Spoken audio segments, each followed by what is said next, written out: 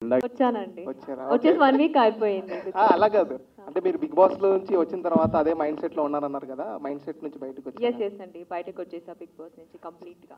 ఎప్పుడైతే ఆ సిచ్యువేషన్ జరిగిందో, అంటే బిగ్ బాస్ తర్వాత విన్నర్ అయిన తర్వాత బయట సిచ్యువేషన్స్ అన్ని మీరు చూసారు కదా, కార్ గ్లాస్ బ్రేక్ చేయడం, ఇలాంటి సిచ్యువేషన్స్ మీ రియాక్షన్ కోసం చాలా మంది వెయిట్ చేశారు. అసలు ఆ సిచ్యువేషన్ గురించి ఏం చెప్తారు మీరు?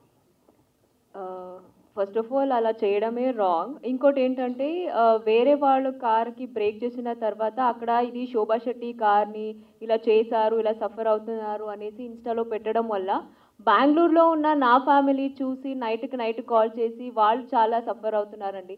మీరు ఈజీగా చేసేస్తున్నారు, అదే ప్రతి ఒక్కరు చెప్తున్నారు, మాకంటూ ఒక ఫ్యామిలీ ఉంది, మా ఇంట్లో కూడా పేరెంట్స్ ఉన్నారు, వాళ్ళు చాలా సఫర్ అవుతున్నారు. We are respect. ఒకవేళ మీరు మాకు అభిమానం చూపిస్తే నిజంగా వీఆర్ గ్రేట్ఫుల్ అండి. అంతకిన్నా ఎక్కువ మాకేం వద్దు, నిజంగా మేము కూడా అంతే అభిమానిస్తాము మిమ్మల్ని. కానీ లోపల జరిగింది మీరు ఇంకా బయటికి వచ్చిన తర్వాత దాన్ని రివెంజ్గా పెట్టుకొని ఒకరిని టార్గెట్ చేసి కొట్టడం అనేది it's not at all correct అండి. ప్లీజ్ ఎవరైతే చేశారో మీకే చెప్తున్నాను, దయచేసి అర్థం చేసుకోండి, మాకంటూ ఫ్యామిలీ ఉంది, మనం మాత్రమే కాదు ఫ్యామిలీ కూడా సఫర్ అవుతారు. ఏది చేసినా సరే చూసుకొని చేయండి.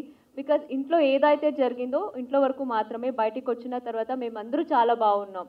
అక్కడ మీరు ఏదైతే చూస్తారో కొన్ని ఫైట్స్ అవన్నీ ఓన్లీ అక్కడి వరకే, బయటకు వచ్చిన తర్వాత మేమందరూ చాలా బాగున్నాం. ప్లీజ్ అది అర్థం చేసుకోండి, నెక్స్ట్ టైం ఎవరికి ఇలా చేయకండి అంతే.